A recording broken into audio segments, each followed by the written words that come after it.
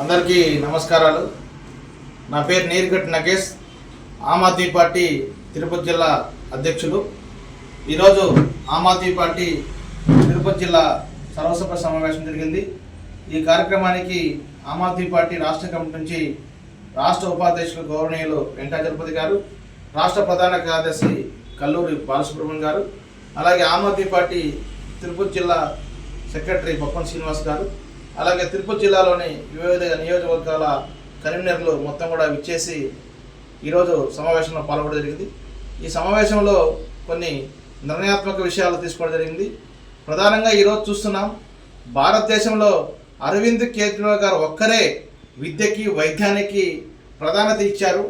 ఆ తర్వాత ఈ ఆంధ్రప్రదేశ్లో చూస్తే కనుక ఈరోజు మొత్తం విద్య వ్యాపారం అయిపోయింది, వైద్యం వ్యాపారం అయిపోయింది.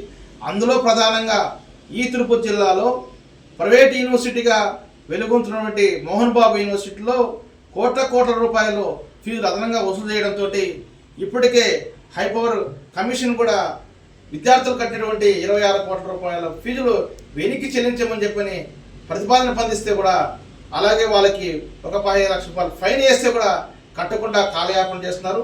ఇప్పుడు ఇదొక ఉదాహరణ. ఆంధ్రప్రదేశ్ మొత్తానికి విద్య కనుక ప్రైవేటు వ్యక్తుల చేతిలోకి వెళ్ళిపోతే ఏ విధంగా విద్యార్థులు తల్లిదండ్రులకు మోసం చేస్తారు, వ్యవస్థకు మోసం చేస్తారు, అక్రమ సంపాదన ఏ విధంగా చేస్తారనే దానికి ఇది ఒక ఉదాహరణ. కాబట్టి ఇట్లాంటి విషయాలపైన ఆమ్ ఆద్మీ పార్టీ రానున్న రోజుల్లో పోరాటం చేస్తుంది. అలాగే వైద్యం చూస్తున్నాం.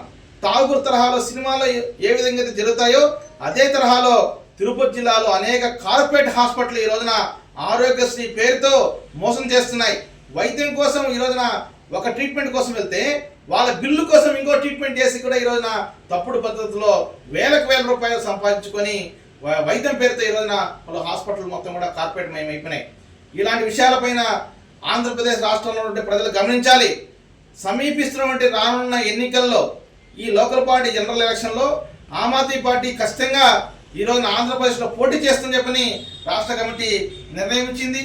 అందులో భాగంగా తిరుపతి జిల్లాలో ఉన్నటువంటి అన్ని స్థానాల్లో కూడా ఆమ్ ఆద్మీ పార్టీ ఈనాటి నుంచి ప్రచార కార్యక్రమాన్ని ప్రారంభించి ఖచ్చితంగా రానున్న ఎన్నికల్లో నిజాయితీ పరులు నిలబడడానికి కృషి చేస్తూ ఉంది.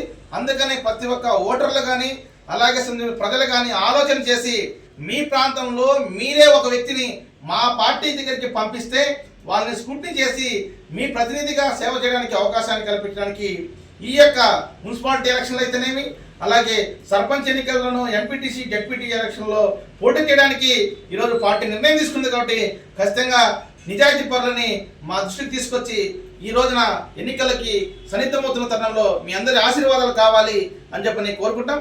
ఇట్లాంటిగా ప్రజలు కూడా భాగస్వాములు కావాలని కోరుకుంటూ ఈ యొక్క సమావేశంలో పాల్గొన్నటువంటి ప్రతి ఒక్కరు కూడా ప్రత్యేకమైనటువంటి ధన్యవాదాలు తెలియజేస్తున్నాం.